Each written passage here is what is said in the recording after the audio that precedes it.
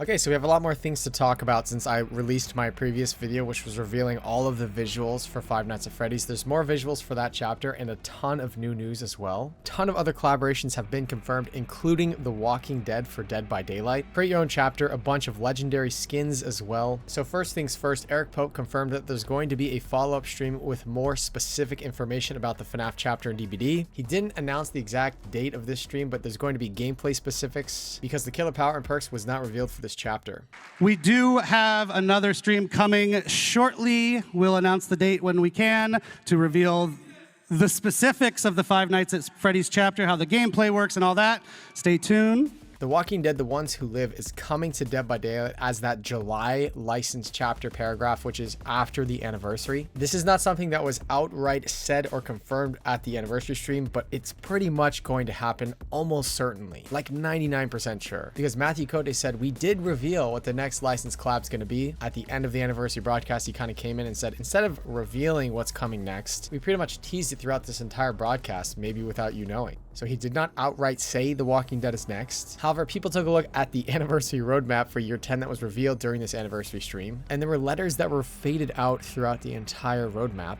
Those letters spell out The Ones Who Live, which is referencing the newest TV show for The Walking Dead, The Walking Dead, The Ones Who Live. So this is kind of an obvious tease towards The Walking Dead being that licensed survivor chapter coming in with two new survivors. It's just too wild a coincidence. To me, this is pretty much confirmed. The Walking Dead is going to be the July licensed chapter. They typically like to reveal the next licensed collaboration. That's coming in July after the FNaF chapter. And they've spelled out to us The Ones Who Live, which is not too dissimilar from when they spelled out the word hell right before Pinhead came into Dead by Daylight. So it wasn't outright said by behavior, but to me, this is pretty much confirmed. The Walking Dead is coming in July, just like Gumpy said. Two new survivors, probably going to be Rick and Michonne, it would be my guess. We'll get more into speculation for what's coming on this year 10 roadmap in future videos, but those are the two most iconic characters, probably a bunch of legendary skins too. The Springtrap FNaF trailer was dropped too. Here's that trailer. Let's show that bad boy.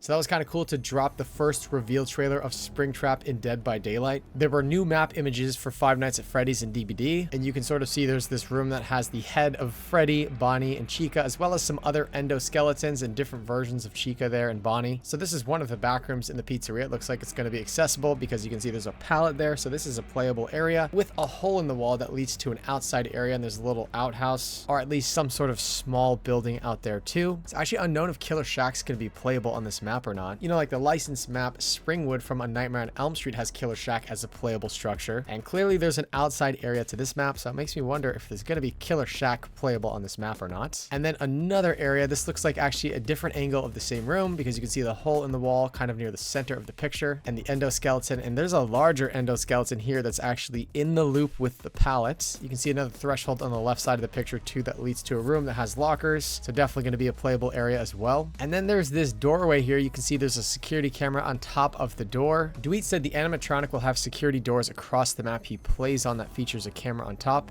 This hints at his power, but it is not known how. There's a 5 on that door there, and that actually, I thought it might be a reference towards camera 5 from the original Five Nights at Freddy's first game. So it's unclear to me if this is actually related to Springtrap's power, which is of course going to be playable on every single map in Dead by Daylight. So Springtrap going to spawn on the map with a bunch of doors in different areas all over every map, or is this just sort of an Easter egg that's going to be present on the FNaF map, not related to Springtrap's power? There was also a choose your own chapter portion of the stream where Dave Richard and Eric Pope went over this create your own chapter. It's going to be happening throughout the entire year all the way up until the 10-year anniversary. There's going to be like pre-production to the end process of creating an entire chapter from scratch. They talked about this choose your own adventure format that this is based on. It's basically a series of books, and you read a story, there's a great narrative, and then you have a choice to make at every page that will bring you either to the dungeon, to, you know, open a door, and then you go to that other page of the choice you've made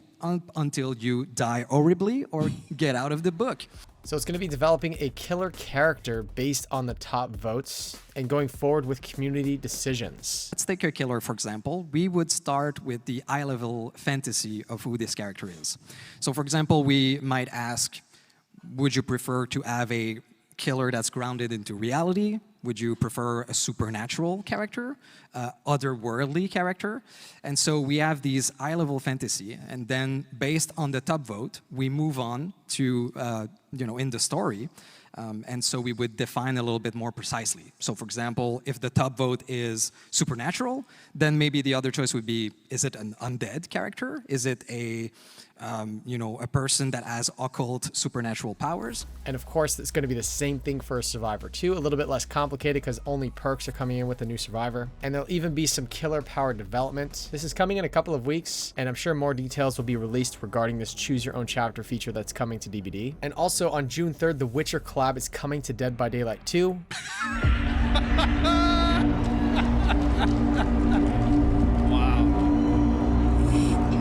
This place. There's evil here. Death hangs in the air.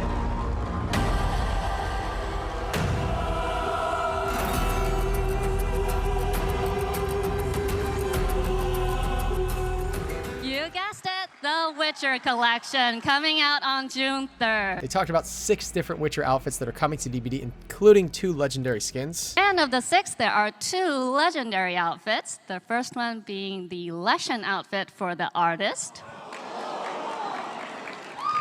And of course, Geralt of Rivia outfit for Vittorio.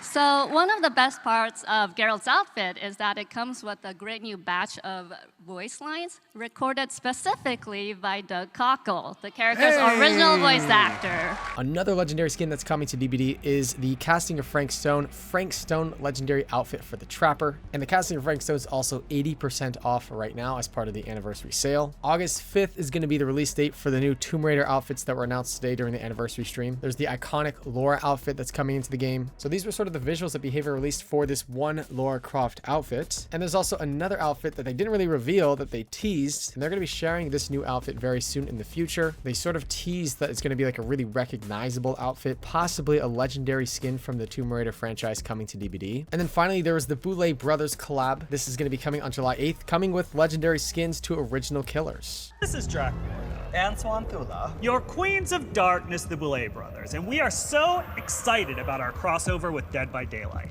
One of my favorite episodes of the show is when we did our Dead by Daylight challenge, and our cast had to come up with looks worthy of becoming a new killer skin in Dead by Daylight. The Boulay Brothers collection will feature 2 outfits. The first is the iconic outfit for the Huntress, modeled after the winning design for that episode. The second is the Boulay Brothers artist outfit for the artist, which is a mix of both of us.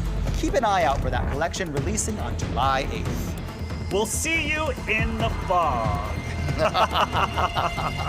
Make sure to like this video and subscribe to this channel if you want to be in the know with all Dead by Daylight news. You're going to want to have notifications on because I'm going to be speculating like where we could go with this year 10 roadmap because the future is still largely unknown even though things were revealed. And I'll be posting theories and just ideas based on the roadmap and the connections that they now have. They've established with indie game developer Scott Cawthon, as well as tying in movie licenses and Matthew Lillard as a connection now for Dead by Daylight. So if you want discussion videos like that recommended to you by YouTube, definitely have notifications on because that's coming soon. I don't think that they actually announced when the PTB is coming, so May 27th was the data mined and highly well-educated speculated date. Sort of like an educated guess by data miners that May 27th is going to be the PTB for Five Nights at Freddy's and DBD. I don't think they actually revealed that at the anniversary though. Anyways, that does it for this video. Goodbye.